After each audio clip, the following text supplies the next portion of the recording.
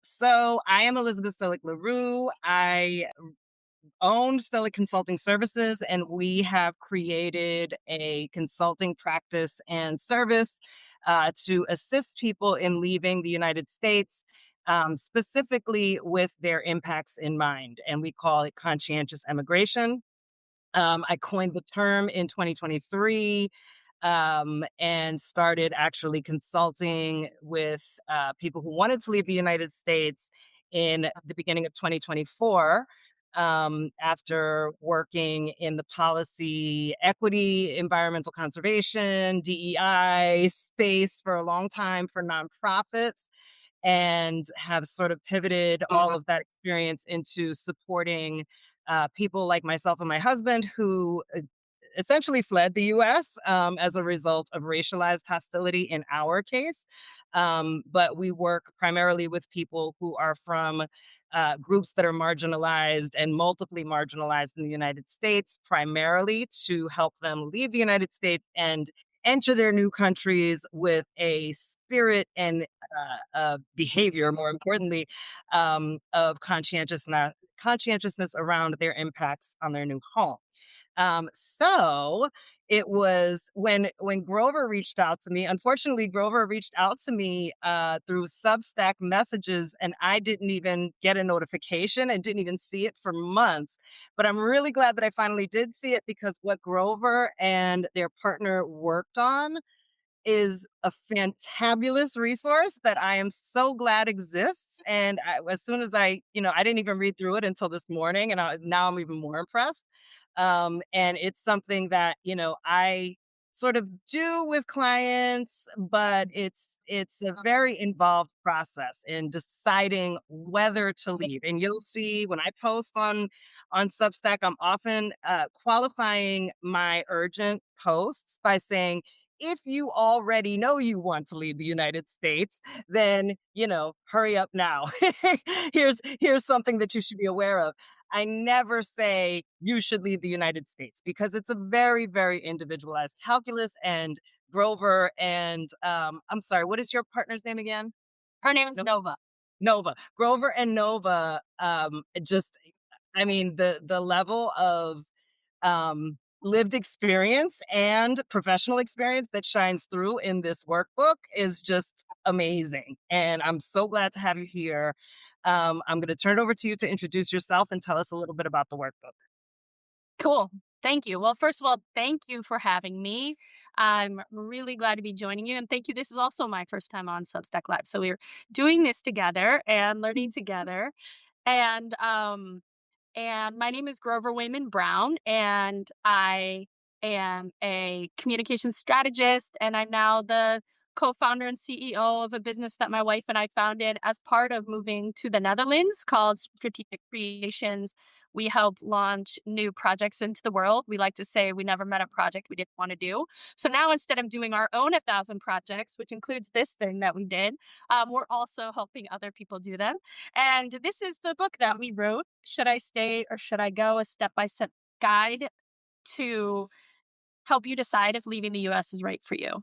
And we wrote this book because we had been talking in various forms about leaving the US now or in the future, immediately during COVID, right? Like all these different formations for half a decade.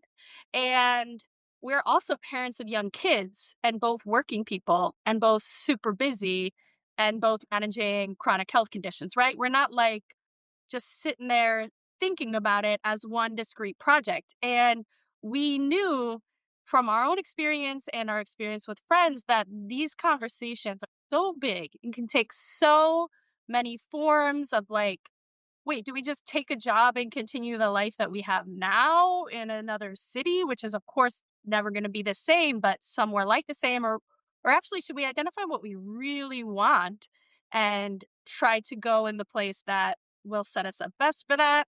And then to what extent do we even have choices, right? So the urgency of the political moment that we're living through helped us decide to move faster rather than slower.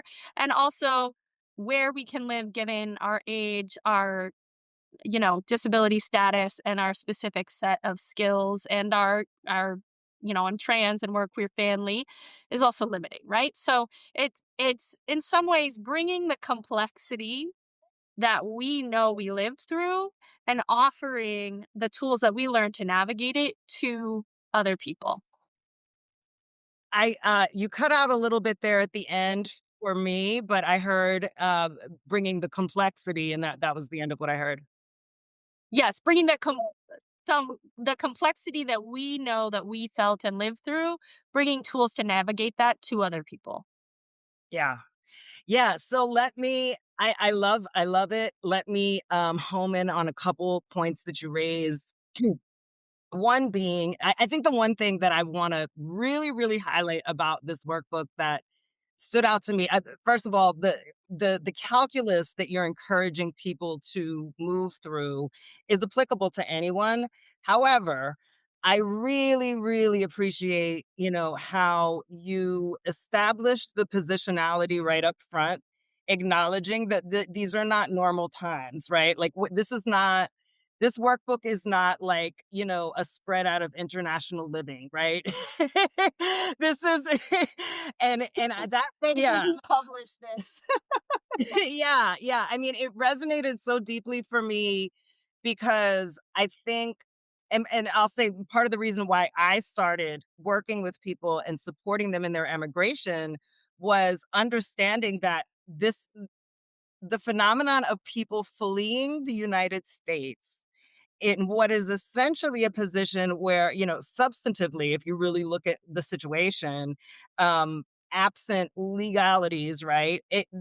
And I said this back in 2023, trans people, Black people, and at this point, anybody that presents as Latino and might be like flagged as Latino, in addition to queer folks, in addition to, you know, political dissidents, right? We're operating in a context that most of the expat services don't acknowledge. And, and not that I'm not saying there's anything wrong with them, but either they don't acknowledge it or they do acknowledge it, but they don't actually have that lived experience, right? Let's say they moved a decade ago, right? But when when we thought that the United States was on a positive trajectory, right? Or well, I guess that wouldn't be a decade ago. That would have been that was the flag, right? Or let's say they moved 15 years ago, right?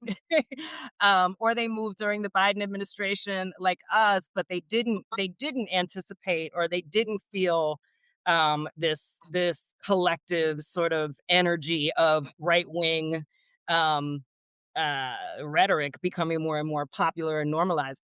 So that to me was super valuable out of the gate. Like in your introduction, you acknowledge like fascism is here, and people are running for their lives. And I've seen some of the groups that work with expats start to, for lack of a better word, capitalize on this reality that people are fleeing, like people that didn't necessarily think about living in Europe, or maybe they thought about, living in Mexico, like, when I retire, but that wasn't really necessarily part of their life plan until the socio-political reality hit and they found their rights being eroded. And particularly like with trans people, as the potential for passports to be revoked or invalidated just based on, these anti-trans ideologies. So it's a very specific context. And I don't and I knew that the resources that were out there when we were planning to emigrate just didn't get it.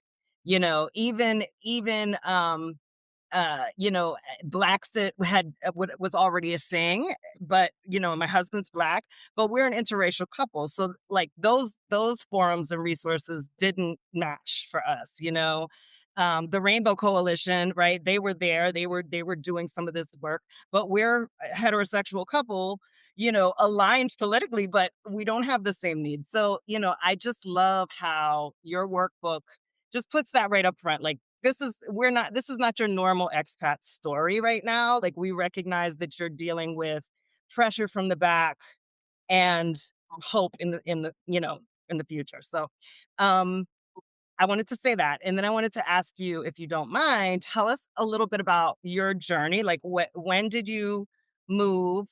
Why did you choose the Netherlands? I'm curious what your visa pathway was. I'm guessing it was GAFTA. Yeah. So tell us a little bit about your journey. Sure. So I arrived in the Netherlands 6 months and 14 days ago, and I was Okay. picked up um, by the lovely people from GTFO Tours, helped me get my dog and my stuff from my house or from the airport to my house because Donald Trump also decided to arrive in the Netherlands the same day for a NATO summit. I was like, this guy's obsessed with me. He's trying really hard. And there's no cats to be found. So I arrived in the heat of the summer here with my giant neurotic dog, and I arrived before my family so that I could start the visa paperwork and get the house set up because I have 2 kids. We've moved around a fair bit in the United States, and I know what it's like to set up with kids. It's not fun. So I arrived and started getting our house set up, and then they joined me a month later. So we are on what is called the DAFT visa, which is the Dutch American Friendship Treaty, and Mhm. it is a small business owner visa. So it is contingent on us starting a small business and actually running it. We get a 2-year visa to start, a residency visa that is renewable then for 5 years. And after 5 years, at least right now, you can apply for permanent residency and eventually citizenship. So that is where we are. This is not where we started in our journey. Our journey started. You want to hear the story? Yeah, please. Absolutely. So we started seriously talking about leaving the US during the COVID pandemic. We were living in the San Francisco Bay Area. I have MS and I'm immune compromised with medicine that I use to treat it. And we were just so stuck in our house, paying so much for rent and not being able to see our friends and our kids being very young and needing to be outside.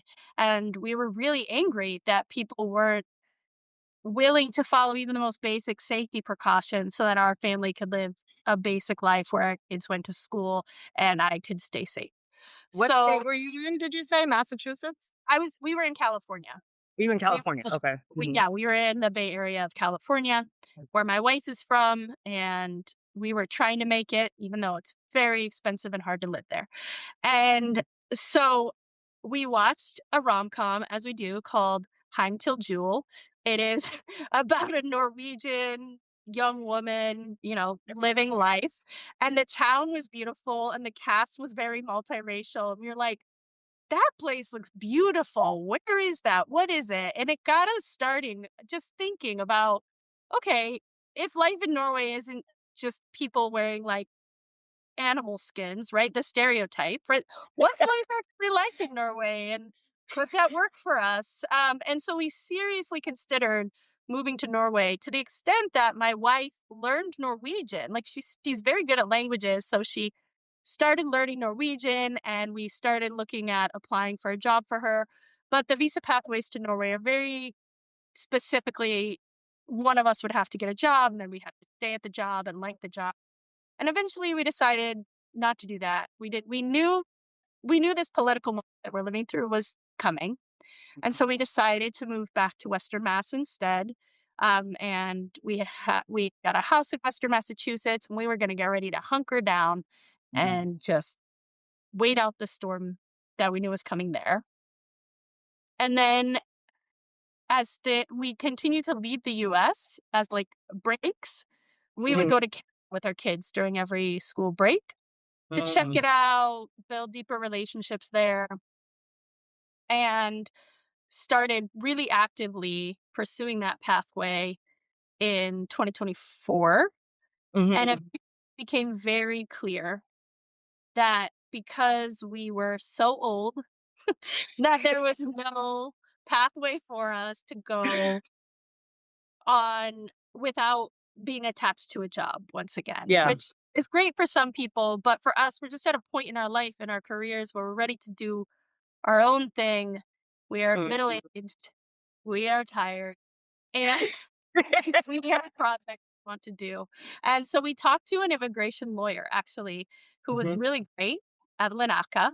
And she was so lovely. And she was also like, I would love to have you as neighbors. this is not going to happen unless you do X, Y, Z thing you don't want to do. So Mhm. we gave Mhm. up that path. Then we started looking at, okay, where from a visa frame, what are our options? And that's Yeah, how, actually, I wanna stop you there because, for a couple of reasons. One is 2 points that you, touched on that I wanna highlight.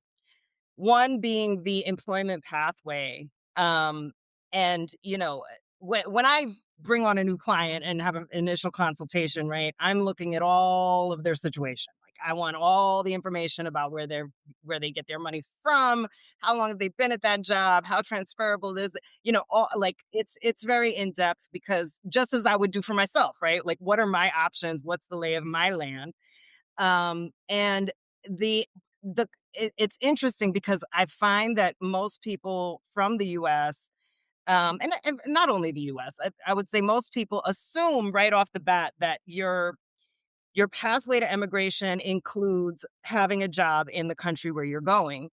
And in reality, a lot of people are emigrating from the US without being employed in the country where they go. And there's several reasons for that. One of which is just simply, immigration law by its nature tends to be designed to reduce competition with local populations for particular jobs. And that's why you'll see sort of accelerated pathways where they actually have a deficit in the work skills that are needed. And then they'll try to attract people that have those skills. And in the United States, that looks like the HB1 visas, for people that are coming over to fill roles where we need more people in those roles.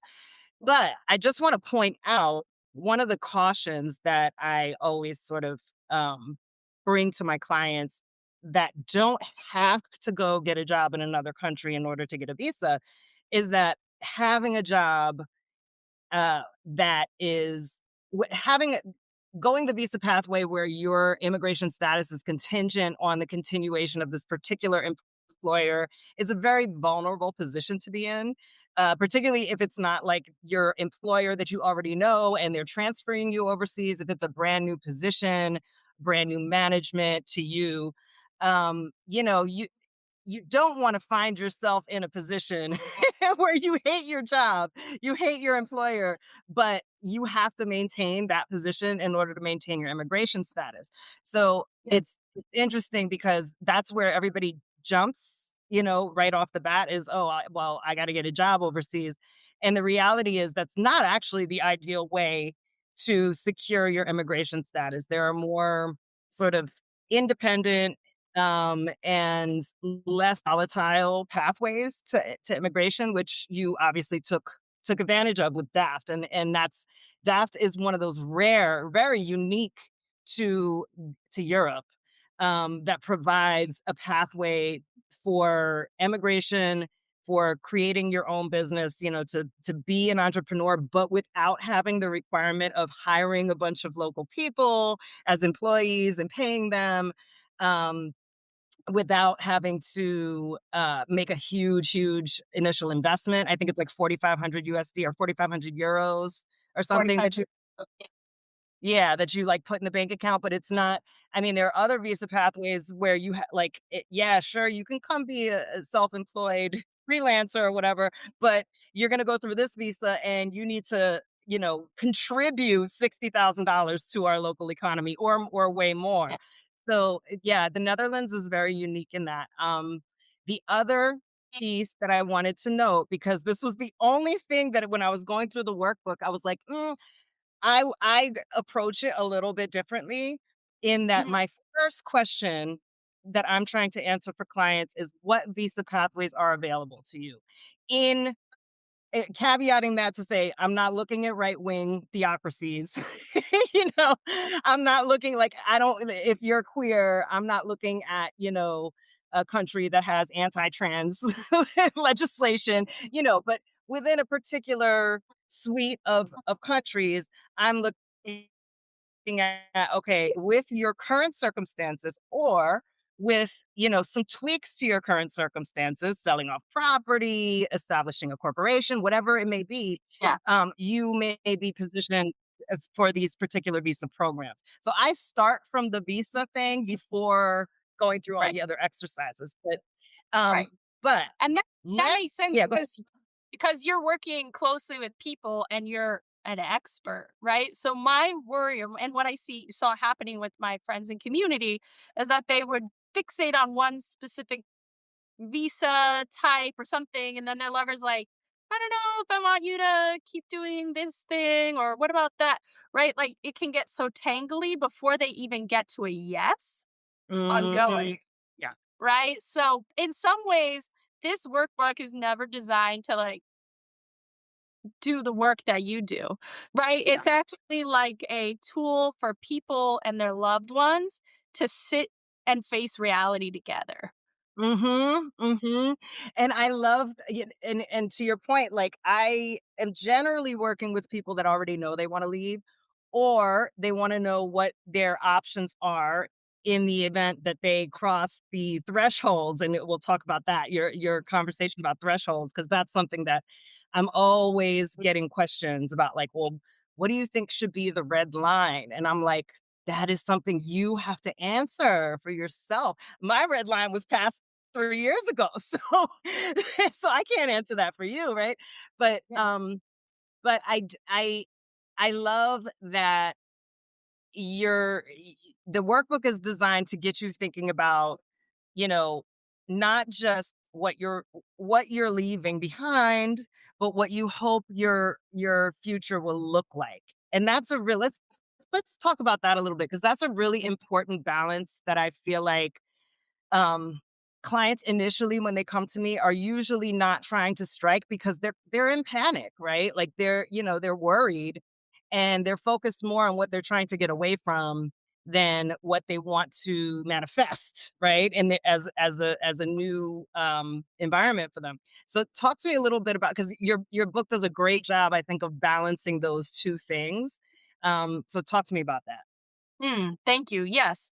Well, the reality of moving to another country, unless you bounce back to the United States, is that in the end you live there and you're a whole person, right? And so it's one thing to flee fear and real danger. And if we need to, we'll just go wherever, right? But Mhm. I and my family was at a place, and I hope that most people listening are still at a place where they feel like they could have some choicefulness about where they go and how they're going to live the next chapter of their lives. Mm, And in order to do that, we really have to get in touch with our longings. Because just like for with the example of the working for someone, we got pretty clear that we didn't want to work for what in the US is a W-2 employer until mhm, we died. We mhm, have books, right? We have things to do. So if we're going to do that, what needs to happen to make that possible? mhm, So people like this is designed to encourage people to take a minute in our panic and worry and detailed thinking, and we can get really in our heads to really identify what you want. And sometimes what we really want is possibly a lot easier to achieve than what we think we should do. So, mm, in the Canadian example, I could have moved to Ontario, got a job, continued speaking English, moved around. I could walk to where I grew up from Toronto, right? Like I grew up in rural Ohio, like in a landscape very similar to where I grew up. I would be in a different country. I'd be in a slightly different culture. But a lot of the norms that are true about the US are also true about Canadian work culture, particularly in the English speaking part. mhm, So when I think about what I wanted to be in a community where they say, "Sit down, you're earning too much money, I'm gonna take it." That's the that's a community I wanna live in, that's actually a value I have. I wanna mhm, live in a community where they think overwork is a problem and a sickness, not mm, out, right? So when we set that frame, I arrive in the Netherlands with joy because it is mm, both of those things. mhm, mhm. I love that, and, when you mentioned the longing section of the workbook, I was looking through that and, reflecting on my experience, my clients' experiences, and like for me, I've been longing to live someplace. And I mean, I have like receipts going back to like 2013 that I see on social media where I'm complaining about winter, right? Like, I've never tolerated cold well. And I've always been, I mean, when I say my connection to the ocean is like spiritual and deep and I can't live without it. I don't live well without it. I knew I needed to be someplace where I could regularly access the ocean and specifically where I could go snorkeling and scuba diving. Because if you want any given moment, I would rather be scuba diving or snorkeling, right? So, like, that Yeah. was one of my longings. And it sounds like something that, other people might look at and be like, okay, like that's something they do once a year, maybe on Yeah. vacation. And they don't necessarily understand it, but they don't have to because it's not their journey, right? Right. And so, and when people come to me and they tell me, because one of the things I always ask is, even as we're having this conversation, and we usually open the meetings and people are like, "Oh my God, did you see this freaking thing and this thing?" And it always starts from that, like, "Oh my God, I'm stressed out. I got something's got to give, whatever." But toward the end of our consults, I'm always like, "Okay, so like, what is your dream life? What's your dream life? Like, mine is scuba diving and snorkeling. What's yours?" And if they tell me it's, rambling around museums in some huge city, I have no desire to do that. Right. But that's irrelevant. It's not about what I want. It's not about what, their friends want or their parents want. And it's like, I love that you made space for that in the workshop for people to actually just express and feel and, honor their longings, right? Like, that's not something we're taught to do in the United States. Like, it's all laid No. out what you're supposed to do, and Right. nobody's happy. you Right. Right. Yeah. so yeah, I love that. Oh yeah, okay. Thank you. Devon West Larue is my husband, by the way. He's in the next room and he's answering questions in the chat for us. Okay, I'm gonna open up the document because I highlighted a few things in the workbook that I wanted to talk Sure. about. But in the meantime, you go ahead and say anything you feel like you want to say. Uh-huh. Well, Oh, okay. Let you me tell ready? you one thing I love. Hold on, I'm such a fan of this. I really, really, I very. If you're thinking about leaving, or if you've even ever had the idea that, oh, maybe I could leave the U.S., I do recommend buying this resource because it is so comprehensive. Okay, so on page 35, you have this risk analysis chart, very light. It's concerning what could happen if I stay, risks and downsides.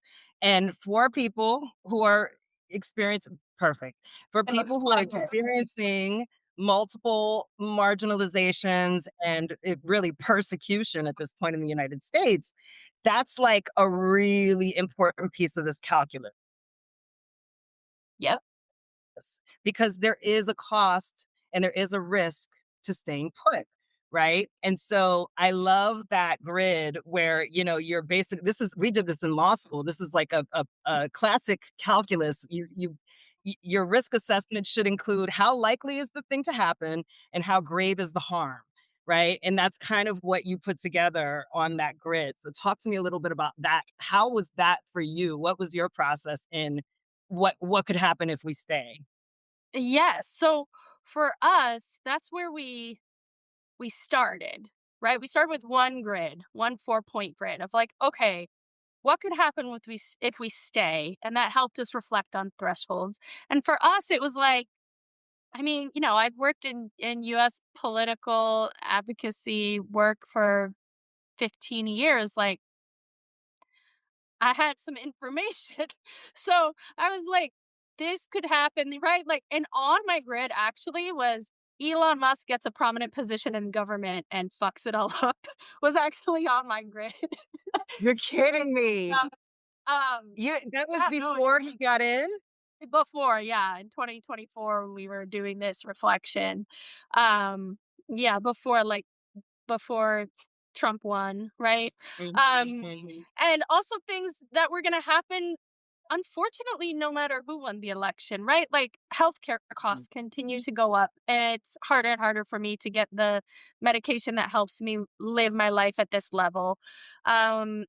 Our children continue to feel we continue to feel like we need to keep them in a padded kind of bubble because of the very real risks they face because we don't have technology boundaries or limitations. We have mass shootings in schools, right? So all of these things were on what could happen if we stay.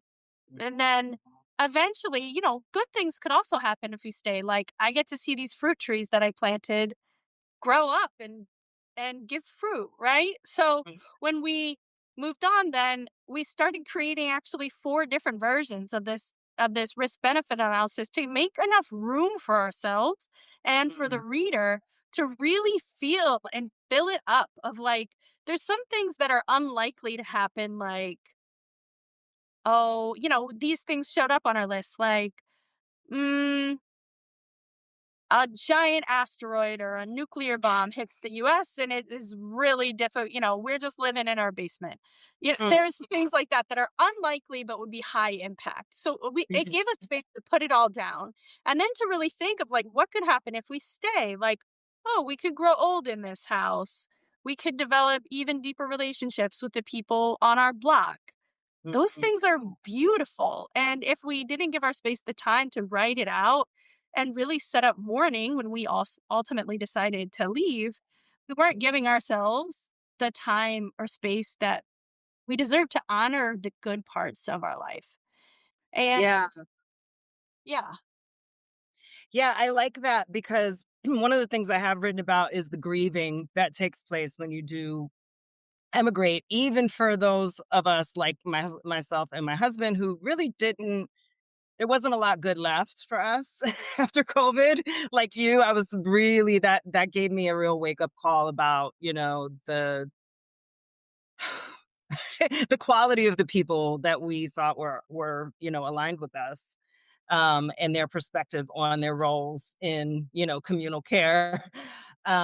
So it was fairly easy for us to leave behind most of what we were leaving behind, but even still, you still find yourself grieving weird things. Like the fruit trees would have got me, right? you know, um, and nonetheless, there's a section where you talk about, you don't say visualization, but it's something like visualization, painting, imagining yourself.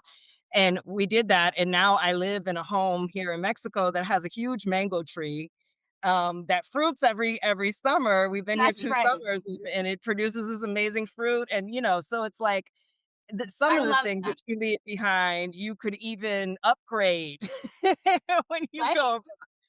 Right. Um, Well, but it like is we also have the grid. What could be possible and good if we leave, right? Yeah. Yeah, yeah.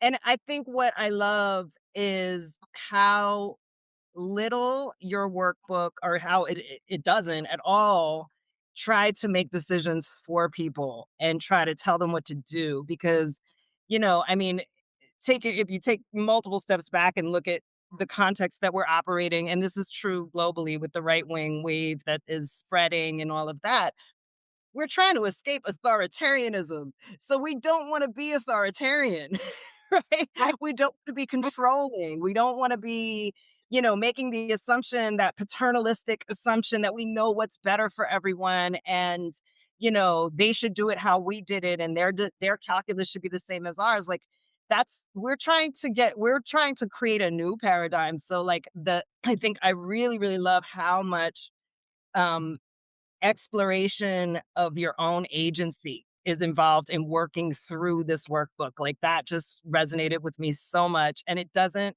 you're not trying to sell some dream and like some illusion of what this is like. And unfortunately, there's so much of, um, I guess in this industry, in the, travel, expat, tourism, whatever, there's so much dishonesty. I mean, there's so much like, there are so many like painted pictures that are just inaccurate. And then when you're not honest with people, then they become disappointed. as opposed to acknowledging, okay, like this is hard. There's a lot of really difficult decisions. There may be changes that you can make to make things easier and to make the process smoother, but it's going to be hard when you manage people's expectations in that way. They're just better equipped to handle the situation. And yeah, I mean, I just love that about this process for you. And then the other thing that I found fascinating in here, where is it? Hold on. What are my common responses to crisis? So this was like, I was like, oh, this is part therapy, right? Like you're asking for some deep self-awareness here. I was like, okay, like they know what they're doing right now. Like, you Right. know, investigating your internal propensities for the way that you deal with stress and the way that you deal with change and all of that. Like, I don't think I deal with that in my work with clients, in that, like, when I have a retainer client, for example, like, they can WhatsApp me, they can message me, like, we have very real conversations. It's not just like a transactional thing. Like, I consider my clients that are all over the world, I'm like, they're my people and I care about them. So, Yeah. sometimes we do this naturally, right? Where I'm like, okay, I can recognize this, this person has an anxious personality, they're going to worst case scenario, and there's a ledge I need to talk them off of in this particular context. And Right. we need to, create some safety around this situation, take it down a notch, whatever. But I love this workbook actually like prompts you to do that work for yourself. So tell me how you decided to do that, because I love that. Yeah. So, how did I decide to do that? Well, part of it was as we were going through the process of starting to tell people that we were thinking about leaving or that we were leaving. We're in discussions with other people who are thinking about leaving. I was noticing that there was these bursts of people that were like, I want to talk about it. I want to, and then like fade away, which is Mm, totally fine and normal. And mm. also knowing, having done my own emotional work and my wife as well, and knowing my friends, I could see and know and just name all these ways that, oh, okay, is stuckness pulling at us sometimes, even though part of us knows we want to move through this, but it's so hard often and sad that we get stuck. But for myself, I left rural Ohio as a trans young kid as fast as I could. I've moved so many times. I was homeless as a young person, right? Like, I know how to leave. And so I myself had times where I needed to sit and think, God, I finally got to this place that was so good that I always wanted. And now I'm deciding to leave again. I'm noticing my patterns there, but also just because it's something I know how to do doesn't mean it's wrong, right? Yeah. So Yeah. making space for that. And also, really, it's in some ways a tool, one for reflection, but also because we're almost never making a decision alone. We're Mhm, often making a mhm, decision in relationship. And so mhm. if I tend to respond to crisis in one way or another way, and my partner tends to like tuck in behind a shell and hide away, which is, I'm not saying she does, but as an example, um, then we're probably going to have some really, really gnarly conversations that we think are about something else, but they actually are about our conditioned tendencies. So if we can name them and have compassion for them, we made little goofy animal pictures for all of I love that. like, I love really, like, "We love you and our roof, and if you need to sit in a bed and with a turtle shell on, cheers. And also, if what you want in your life, what you long for is outside of that bed, then we can name the tendencies and still make choices about moving on." And so I was hopeful that that worksheet could help people name that and mm. really set their goals and intentions. Yeah, and I think, what I love about that is that there might not have been an opportunity prior to that moment for a couple or, whatever, people in relationship to have had that conversation, even explored that about each other and themselves. So, or maybe you as a partner have observed your partner's tendency, but they don't know it about themselves, right?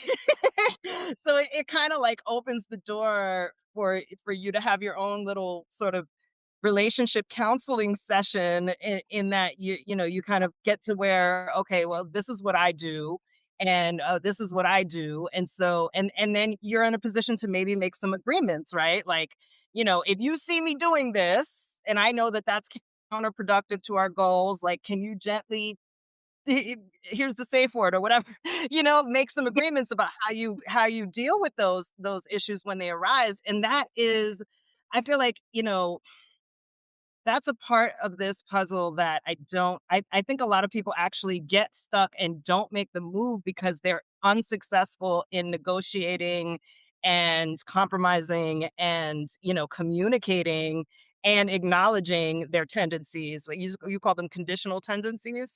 Yeah. It's Tendency, yeah. yeah. Yeah, and I've written about how, like, in our case, getting out of the United States saved our marriage, hands down, like, hands down. Not that, I mean, we're, like, really well suited for each other, like, we're besties. Me and my husband are literal besties, and, we're very, very, like, close, and I don't want to live on this planet without him, but when we were facing all the stress that we were facing in the United States, we couldn't even approach conversations like that, So I want to acknowledge that as well, that, like, depending on how much a person in the United States feels like they're under fire and that the stressors impacting them, particularly around like persecution, they may not be, um, in the psychological headspace to even explore some of these things. But I love that you always come back in the workbook to, like, and that's okay, you know? Like, I love that because it has to be. Like, this process has to be very, very fluid. It has to be adaptive. You really just the only hard and fast rule, from my perspective, is like make sure you're doing it legally, right? Like make sure that you have a legal immigration pathway and make sure that you don't go abroad and be a total asshole to everybody around you, Yes. right?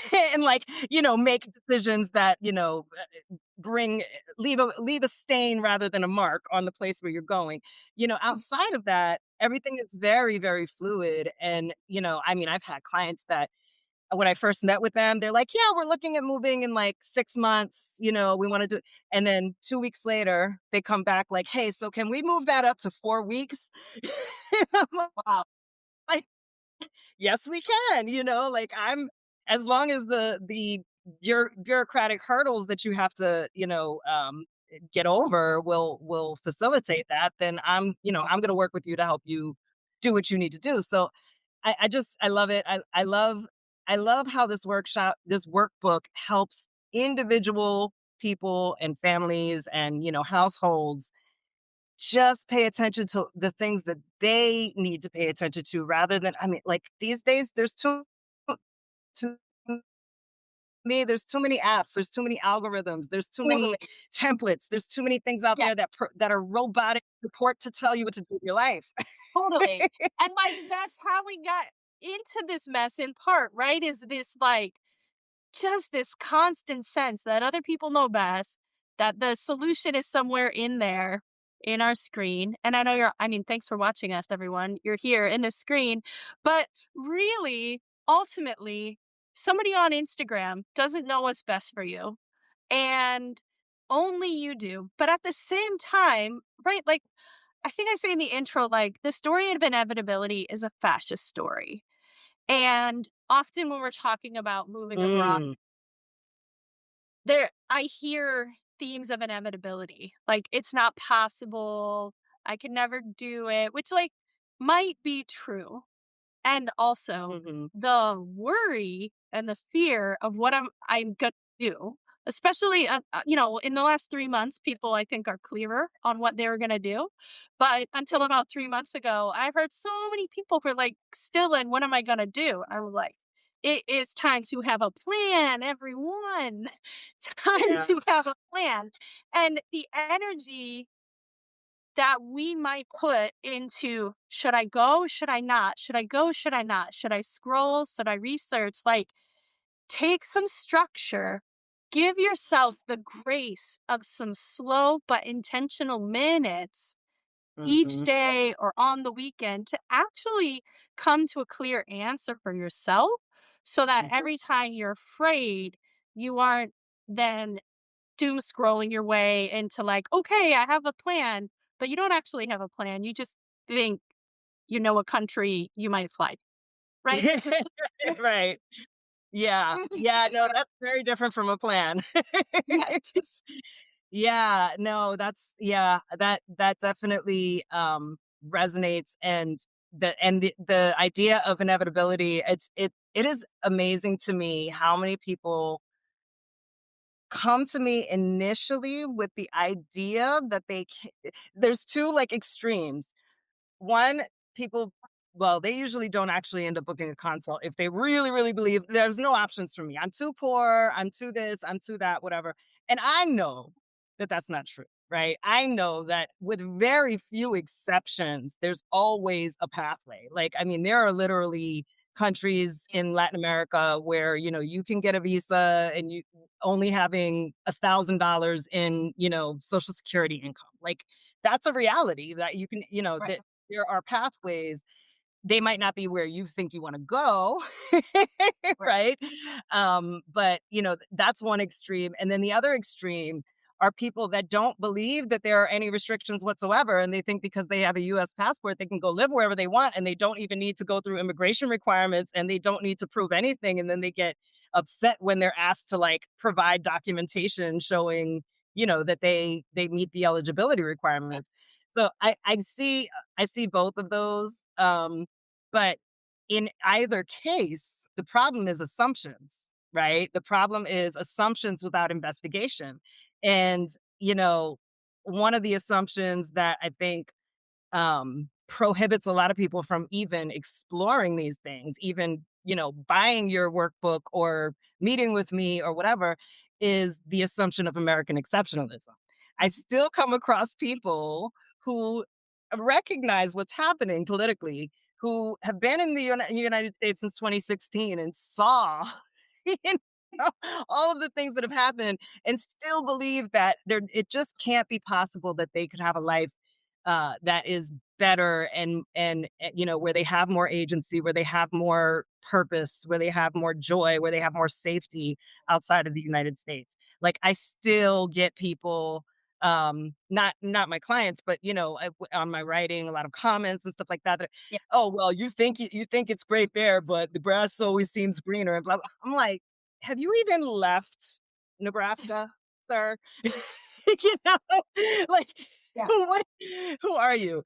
Right. But I mean, it's all these assumptions and this indoctrination, really, that we've absorbed sometimes without even knowing it, about migration, about the United States, about our privilege, and what it does and doesn't get us.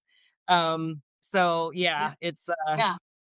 it you need to answer the questions, and that's kind of what your workbook is aimed at. Like, answer the Right. questions. Don't make assumptions, investigate and answer the questions. And be clear with yourself if you're choosing to stay for a reason. There's also a sense, right, that our Mhm, lives are like hard. People are experiencing actual oppression and repression. That is real. mm, And if we're gonna stay, which know mhm, that I could have we could have come to the conclusion to stay. Staying wasn't impossible. We were not chased across the border, right? If you're gonna stay, how are you gonna mhm, stay? Take a vibe. I'm like a very, I'm kind of intense. Like, take a vibe of like sitting down with your life and being like, this is what we're living through. This is what's mhm, likely to happen. So if I stay or if I go, I want more of this in my life. And like, what are the mm. do for it. So if you're willing to move out of the country and changing your whole life, Mhm. cheers. And if you're going to stay, are you willing to live with a roommate in order to like have the financial abundance that you need for the next 4 years as things are really uncertain? Or if what you really want is to live near people you love, what kind of sacrifices will you make to do that? So maybe you choose not to go, but maybe you're going to go live in an above somebody you love's garage simply because running into them every day is actually what you want in your life. Like, I'm really Mhm. hopeful of this. Like, I made my choice. I think we are in a specific political moment. And I think based on your writing, you and I tend to agree what time that is. And Yeah. also, I have no personal agenda for you leaving. Like, I want everyone Mhm. to be well. And Yep. some people are co-parenting with exes, and I am very pro taking care of your own freaking children. And so, yes, if you cannot leave with the co-parent of your children, then you stay and you make Mhm. a plan. But also, that doesn't mean you can't dream and you can't name what you want. And children grow up. My Mhm. are about to become teenagers. Like children grow up. So maybe it's not now, but maybe you can start doing the work so that if what you really want is to live in a surf town where you can live off of $1,000 a month, then get clear on that now. What a blessing that you just gave yourself to daydream for that intent. Mhm. Yeah. So Yeah. that's where I am with this book is like really the agency, but also like let's get out of here and let's just Mhm. move where we need to move.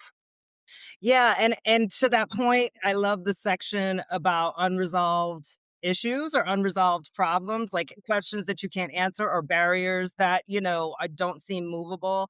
And the acknowledgement that sometimes they will move themselves, right? And you won't even know. And what came up for me when I was reading that was, our pathway in some respects, this is the ultimate silver lining, right? Because I was laid off in at the height of COVID in 2020. I was part of a handful of women over 40 who were laid off from my organization. Shocker. I was one that was very, very vocal about anti-racism and DEI, and I lost my job. And, I went from having a six-figure income plus benefits, contributions to my retirement, all of that, to being on unemployment, right? And looked for 8 months trying to get a job and could not get another job. And, when I started consulting, it was like that door opened, right? Like, "Oh, wait, now I don't need permission. Now, if I can manage to earn enough for us to, live on, and that's really that's where we're at, just enough to pay the bills, then I don't actually need to, go see if somebody wants to hire me in another country. I don't need to negotiate with this employer because they're no longer my employer." Like, it it opened up, and the other thing is that I do have a daughter. I had a child when I was 15 years old. So, by then she was an adult already, right? Yeah. So, like, for a very long time, I provided health insurance for her up until she was 26. So, which was the legal limit. And that was always, something in the back of my mind. I have to have a job. I have to be an employee because I have to provide health insurance. Well, that was no longer a factor, right? Like, time just time passed, and that was no longer a consideration, right? So, it it's a really important point that, um, sometimes those unresolved issues can be navigated around strategically, and sometimes it's just a matter of lifing and actually, what seems like a loss actually opening a door. And that happens, more frequently than I would have imagined. Like, for example, I consulted with a client who initially they were thinking about um they were planning to leave the job, right? Their plan was, I'm going to leave this job. I'm going to apply for a visa that is allows me to get residency based on my assets and savings, right? This particular client had somebody had passed. They had gotten an inheritance of over $100,000, And in this particular case, that visa would honor that, right? And so the plan was to quit the job. And then through conversation with the client, I was like, have you asked? Have you asked your employer? Like, is it possible to keep that job going just so you have ongoing, maybe part time, just so you have ongoing income, just to have a cushion, just for a little more security? And I convinced them to basically just, put in the request. Sure enough, they not only did they get approved, they got a reduction in hours to facilitate, the time that they needed to commit Oh, to wow. all pieces to do the immigration. They have kids too, so it was a lot. They, when once they got where they were going, they actually managed to increase their hours back again so that they could increase their income back again. Yeah, and it's like, some of the things, some of the challenges that people assume they have um come from a fear of even asking for what they need, right? And like, you know, yeah, I mean, another client who I helped them draft a letter to their employer, basically making the case that, like, it would be so much better for everyone, including you, employer, if you just allow the person to work remotely rather than forcing them into transferring to the headquarters in the city that you have an office. Because, like, I basically laid it all out. Like, you're going to be responsible for dealing with tax issues. You're going to be responsible for making sure you're in compliance. On the other hand, if you just let this person work remotely, you're not gonna have to worry about those things. And they submitted that letter to their HR department and they got approved. So it's like sometimes the things that you assume are going to be barriers aren't even barriers, right? Right. And but all of this requires that deep investigation and it requires work. Like Yeah. you have to do the things. You have to. And hard conversations, right? Like the elephant in the room. One of the worksheets we have is to put the elephant in the room. And really, we made the first chapter of this book worksheets that you don't do in one sitting, but they're the holding place to come along with you so that you don't get stuck. Because for Mhm, us, for example, elder care was one thing that was mhm, there. And it was the elephant in the room because my wife, her mom has lived with us at times and then moved to Massachusetts to be near us. And our plan was to be with her and shepherd her through this era of her life. And we were so worried and sad. And that was a real stickler for a long time. And finally, we asked her her opinion. Imagine asking asking someone their opinion. And she graciously and lovingly, but also I think honestly was like, you know what? I'm really happy where I am. I've made friends. We take care of each other. We take each other to our doctor's appointments. We take care of our cats. And I want you all to leave. I'm wow. worried for, and I want you Wow. to, well, it was such a gift, Yeah. right? Yeah. And it's one you might not have ever received if you didn't just ask her. Right. Yeah. Right. And she might have felt, some way if we had just slowly faded, right? Like some of Mhm. our conditioned tendencies are to slowly fade. Oh, we're just going to go visit for 6 months, right? Like to just be real clear, like we had an agreement and we need to change the agreement. Yeah. Yeah, and I mean, I just love, like, on all levels, this workbook just encourages you to be an adult, right? Like, it's really, I mean, it does. It encourages you to be an adult, get over your hangups, ask the tough questions, have the hard conversations, do it lovingly, do it with good intention and good faith, but, be grown, be a grown up and take the reins and, make these decisions for yourself. And we need more of that. I mean, we need more of that in general, just critical thinking and personal responsibility and, Yeah. um, getting over those initial resistances that we have to change and to, exploring something different. We're at 12:30. I don't know what's your time situation like. You're I good? personally am chill and enjoying talking to you. My children are eating pizza and watching a movie downstairs. It's nighttime. We're all here. Okay, awesome. I have a meeting at 1:15, so I can go for another half hour, 20 minutes to half hour. Um, Sure. I are want there to talk any about other part threshold. Talk about what? Thresholds. Yes. Talk about thresholds because I have clients right now sitting in the United States and they know where they can go and they know they probably should, but, but they're waiting for a red line to be crossed. So talk about thresholds, please. Well, my question is, have they set their lines? In some cases, yes. Okay. A lot of people are looking at the midterms Okay. Yeah. as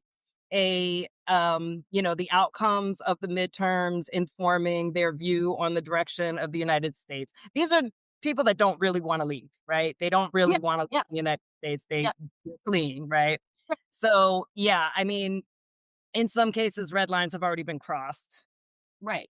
Right. So there's a whole section of the book about setting thresholds, and part of it is that we precede it with thresholds that some people have. Because often when we think about like gosh, I should probably have a threshold, it can feel really overwhelming.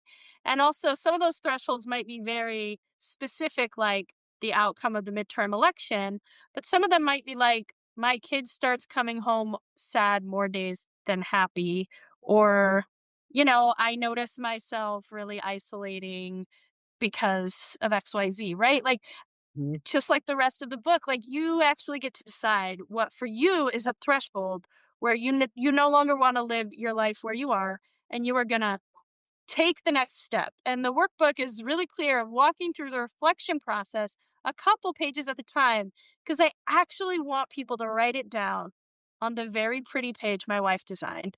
And I want them to hang it on their wall or keep it in a drawer because Mm, what is happening and what has been happening in the United States to our people that we love has been so horrendous. And what is happening to people around the world has been so horrendous. We become accustomed to suffering as a norm. We're asked to sort of like perform that we feel sad about it over and over again and worry, but then also qualify that we're like privileged or out of reach, no matter who we are, right? Like there's this whole mm, American sort of like way we're supposed to act, and I find it gets us out of touch with actually setting a threshold or a line and making a mhm, decision. We're just slowly frogs in the water kind of mm, metaphor, right? But as things heat up, what are the things that for you you're going to say no, actually?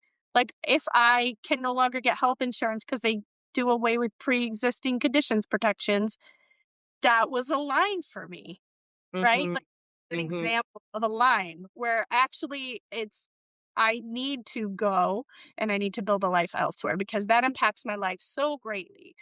mhm, And I'll be honest, like I was ready to go and my lines were crossed before my wife was ready to go. mhm. We had different lines, but Very typical.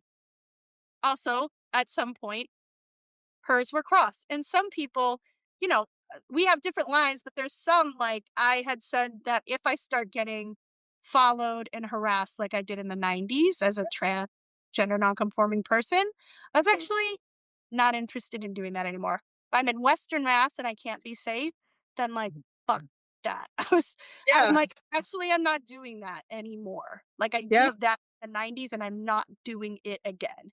And yeah, so if I got assaulted, we were planning on that being the trigger to go. yeah. Thankfully that didn't happen. But like we had a list of them and then we were ready to move. And Mhm, also there's the thresholds, and then there's another workshop that's about these situations where we feel like we can't go, that I encourage people to like email themselves here in advance about what actually their longings for their life are and what they will mhm, not tolerate.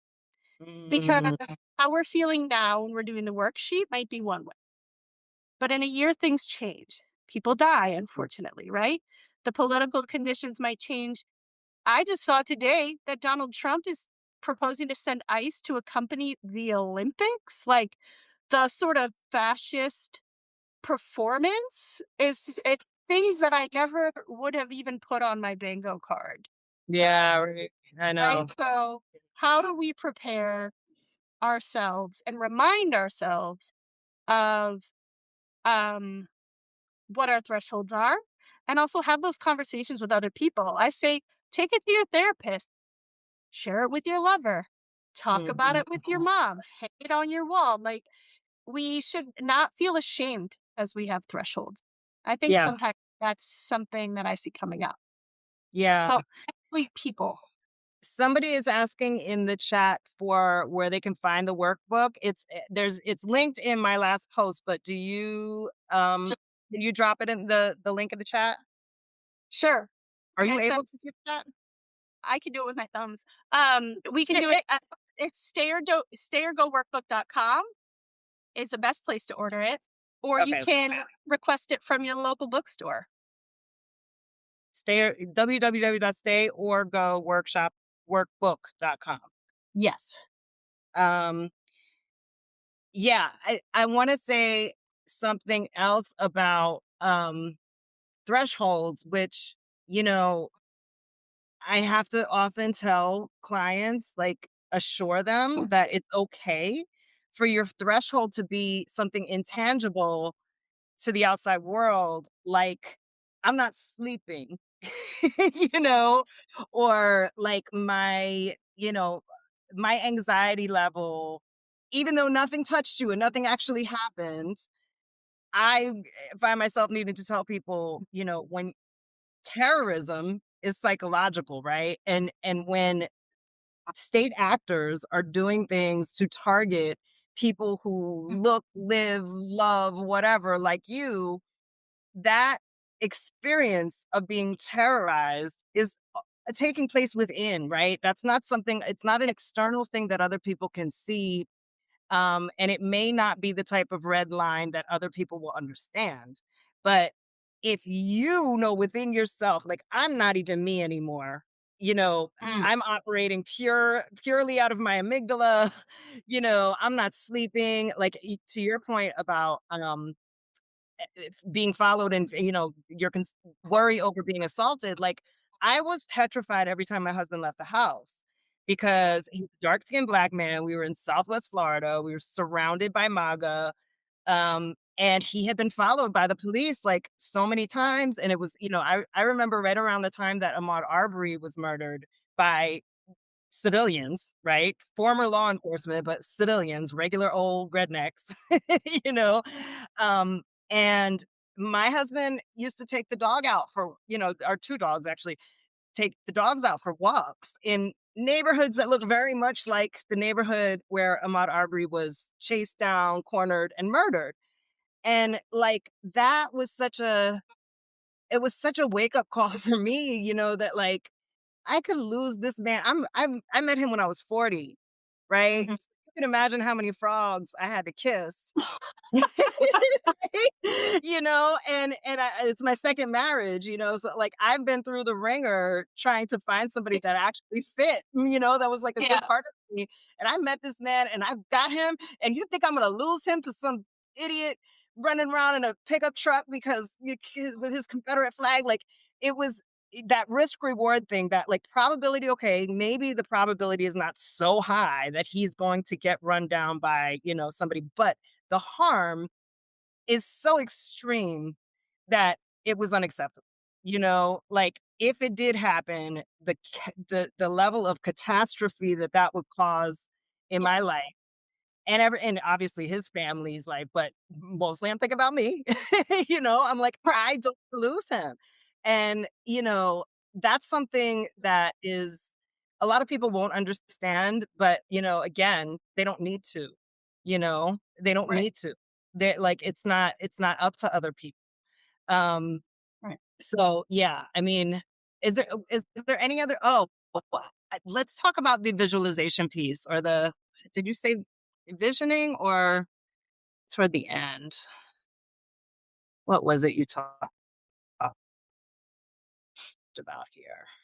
Like the postcard, writing a Mhm. postcard to yourself? Yeah.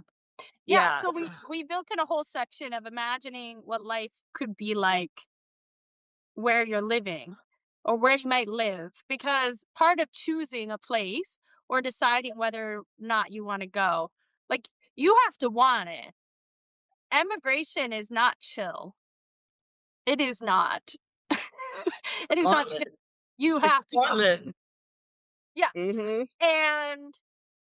And also, if you're gonna tell your people, if you're gonna pick up and go, or if you're dealing with significant psychic stress like your husband and you must have been dealing with, like, how can this feel good, this leaving on top of the things we're living through?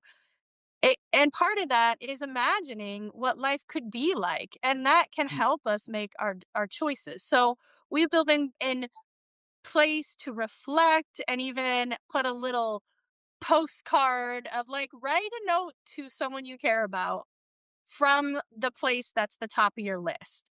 Like, literally get very specific.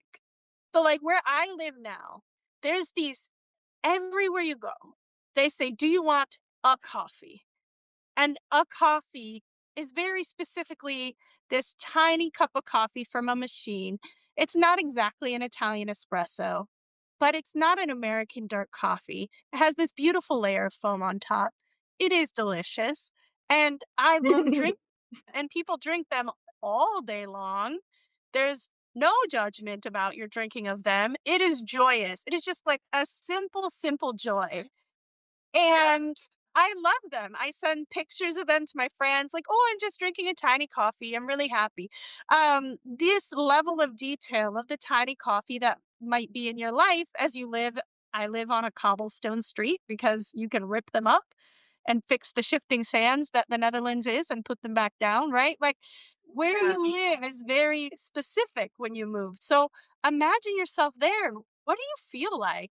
And, like, Yeah. when you write, like, "Oh, I'm going snorkeling today," is that your wildest dreams come true? What if you actually It definitely is. made your wildest dreams come true? Why the hell not? We only get one Yeah. life, right? So the part of the Ye book just yes. for the end is, like, envision it, write a postcard, write what you want and need, and give this the time, even if you're not gonna decide to move, but cut out what you don't want. Like, the day I sold my car, my beat up old minivan that I took to the dealer and was like, "How much will you give me for this?" It was such a great day. I love not driving a car. It is so joyous. So, like, Yeah. that is the Yeah. kind of thing, like, you could change your life. So let's imagine what that will be like, because moving abroad Ye isn't merely a loss. It's also a gain if you're landing someplace that is your joy. Mhm. Absolutely. I mean, yeah, I already said the snorkeling and, like, and then there are aspects. So to your point about visualizing and being specific, I was visualizing and being specific about wanting to live in, someplace, coral reef adjacent, um, I don't know, 15 years, when I lived in Maryland, I worked in DC and I lived in the Maryland area. And I remember in wintertime, I would put on wave sounds and I would crank up my heat and I would put on the humidifier. And I had a big painting of the ocean that I would put in front of me and I would just stare at it and feel, like, literally feel the humidity on my skin, and, like, this is the feeling that I want. And this was, like, a long time ago. This is, like, during my first marriage, right? And I knew, and to your point about, like, timing and relationships, my ex-husband was not on board with leaving the US because he was an immigrant to the US. So, he was from Latin America, so he was like, "I made it. I'm not leaving." And whatever, like, that didn't work out, obviously. But that specificity and that visioning of how I wanted, not just what I wanted to do and where I wanted to be, but how I wanted to feel, like the calm that as you get older, you start to value calm over stimulation, you know, and like the alignment with being surrounded by nature that's unadulterated, like that's when I'm in my best state of being. and just like to your point, allowing myself to dream of that rather than being um absorbed and consumed by these limitations that other people have projected onto me was definitely part of the process, and again, the way things are going now, there are going to be people that, by the time they make the decision to go, they may not be going right into their ideal situation, right? Yeah. They may not be positioned to get a visa to the country that will facilitate that perfect position. However, one thing I want to note is like this idea of failure, the immigration failures or expat failures, I think is ridiculous. Like this idea, like a lot of times people will say, um, well, most expats return to the US within 2 years. Now, first of all, those statistics are very questionable now. That might have been the case for people who were like, I just want to see how Italy is for a couple years. Yeah. you know? But now it's a very different situation. But beyond that, who's to say that moving someplace and living there for 2 years and then coming back to the United States means it's a failure? I mean, like it's weird because it's like, we recognize that students and European students, forget it. In Mexico, there are people from Europe that like are just graduated college or whatever, and they're like, I'm gonna go live over here and I'm gonna go live over there. And they think nothing of it. But this idea that if you leave the United States and you end up coming back, it means you failed. It means Mhm. you didn't do it right. It means you thought you were gonna be happy, but you didn't, and the grass was actually greener here. No, we No. go through life and we go through changes. I mean, I've reinvented and changed so many times in my 46 years. That's what good living looks like. You should Yeah. evolve. You should experience new things and make decisions based on those experiences. Yeah. So, I'm rambling a little bit about that, but Yeah. the point being that even if your first jump from the Yeah. United States is not putting you directly in to your ideal, dream scenario, it can be a step in that direction. It can be Yes. that you move to a place where, a country that you didn't necessarily target to begin with. And then you get there and maybe, they have a short pathway to citizenship and you get a second passport and that second passport puts you in a position to go to the country that you wanted to go to. I mean, Totally. there's Yeah. endless Or maybe you possibilities. meet different people, right? Like I live in a city called Breda that's in the south of the Netherlands.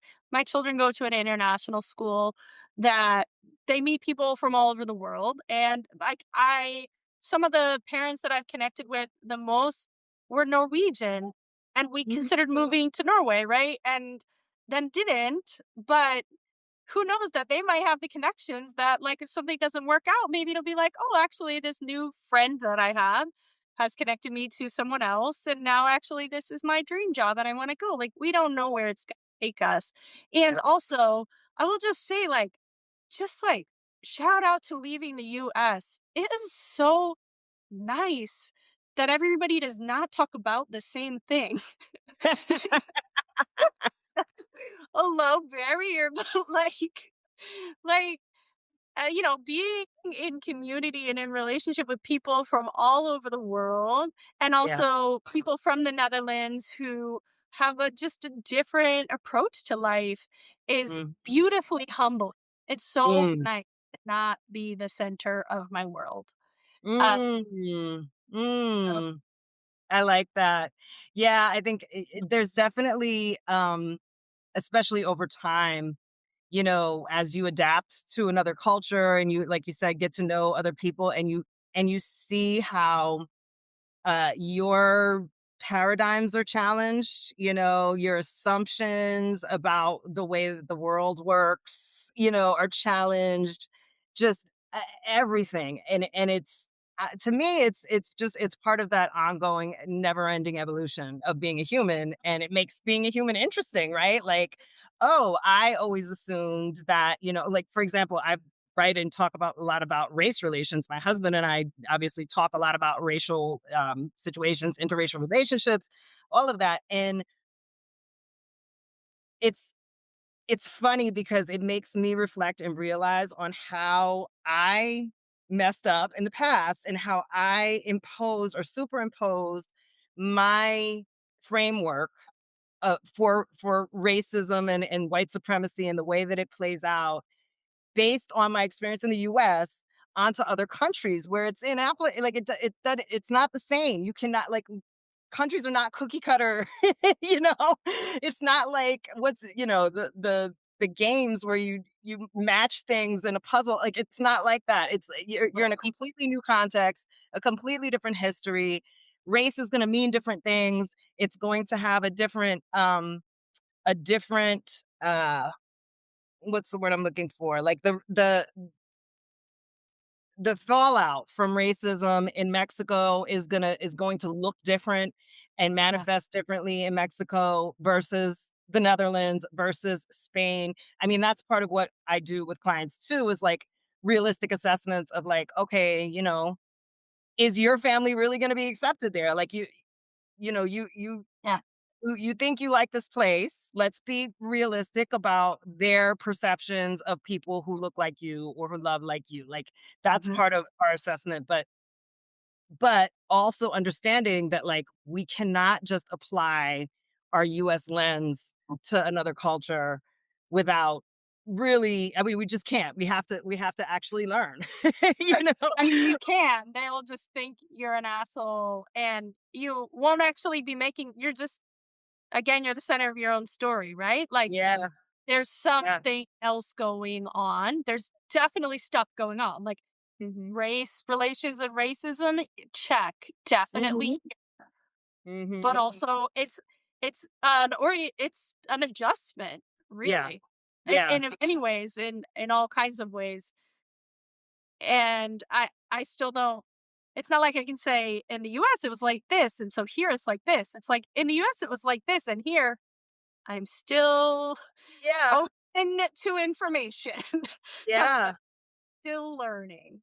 And that's a really important thing to know in terms of like the conscientious um approach is, because if you oh hey Egberto, ¿cómo estás? Um because if you just go and assume things are the way they were back home in the context like in these socio-political dynamics, yeah, I mean, you're the center of your own universe and like you're just going to get it wrong. you know? And like you're not even going to you're foreclosing the opportunity to see that you don't know it all and that this new context is something you need to now learn how to navigate. And maybe it's better than you thought it was. Like maybe it's better than you think it is because you don't know about these particularities that make whatever the case may be, homophobia, racism that make it different and Yeah, that make it a new context. That's I mean, there's no other way I can put it. And I'm thinking now of people like that have come as tourists to Mexico and, superimposed their perceptions of interactions with Mexicans or whatever, and, like, I'm like, and now after 3.5 years, right, I can look at the same set of circumstances, and rather than just jumping to a particular conclusion based on what I know about the US, I'm like, well, maybe there was something else going on there. Like, we have to allow for the possibility that there's something else going on there. If we really want to be a part of, this country's culture, we yeah, can't assume that the way that we looked at this in the United States and that we knew in our soul was, this is what's happening. We can't assume the same thing in this other mhm, context because there's different dynamics. So it's yeah, yeah, I love how much migrating even when you're doing it, because you got to get away from the jackboots or whatever. Um presents this opportunity for personal growth and for just a more comprehensive idea of what humanity looks like across the globe as opposed to the US as the center of the universe. yeah. I have to wrap up in a few minutes. Are there any last things that you want to say about your workbook. Everybody, if you've Yeah, been thinking about leaving the US, go buy this. right. Go ahead. Or if you've been like, I should make an emergency backup plan, Definitely. go. But Definitely. I did wanna say that s on every Sunday in February, I'm hosting a Stay or Go Workbook Hour webinar for people to jump on and do a reflection together and look other people in the face and say, "I'm not alone in this," and ask me questions, and this is time is repeating, so if you wanna come to all 4 weeks, cheers. Or if you just want to pop into one, you can. The link for that is on our website, stayergoworkbook.com/events. And you can sign up by through the form there. So that is the ask. And again, stayergoworkbook.com is our website. You can also request it from your local bookseller. And we very much welcome reviews because we don't have any yet on those big websites. That Oh, I'll give you a review. Um, awesome. And I will be sending out the recording as well to my subscribers, and I'll include obviously the website, and I'll include the link to your webinars as well. And just, one last thing I want to note is that part of the reason I brought Grover on and I wanted to highlight this is I see this as sort of like a wheel, right? Like if people look at your workbook and start working through it, and then they get to a point where they're like, all right, well, which visas do I really qualify for? What about this like little detail? What about this? That's where you come to me, right? Right. Or I have this unresolved issue, and like, is this even realistic? Is there a way around this? Then come to me and I'm going to work with you one on one and take some of that burden off of you. Obviously share some of my experience and my knowledge, but also like if you're overwhelmed and you're working full time and you got kids to support, maybe you don't have time to go dig into all these particularities. I can do Totally. that for you. And And then you go, yeah, because and that's part of an hour or 5 with an expert could save you 5 months, a whole year, your whole life. yeah, yeah, yeah. I mean, I've definitely had clients that thought they were moving to Canada. And I was like, "You're not moving to Canada. Canada does not want you." But guess where you can go? Yeah, Look at I have a client moving to Barbados. They weren't even thinking about Barbados before we started talking, but as their situation started to shape up, I was like, Barbados is the right what place for you. It's yeah, I mean, I don't have all the answers, but I'm very, very committed to helping find the right answers for my clients. So right. so yeah, I mean, you can come to me and then you go back to the workbook and figure out some of these other things. So I see it as a really positive kind of feedback loop. And I love the resource. I'm so happy that you did it. It's something that I think a lot of people need, and they're trying to get it from apps, and they're not going to get it from apps. An app will not save you, everyone. Okay. Amazing. Yeah. No techie shortcuts here. Mm-mm. And You too. Thank you so much. And we'll yeah, I talk soon. appreciate everything you're doing. You too. Thanks, everybody. Thank you for Bye. tuning in. Oh, there we go.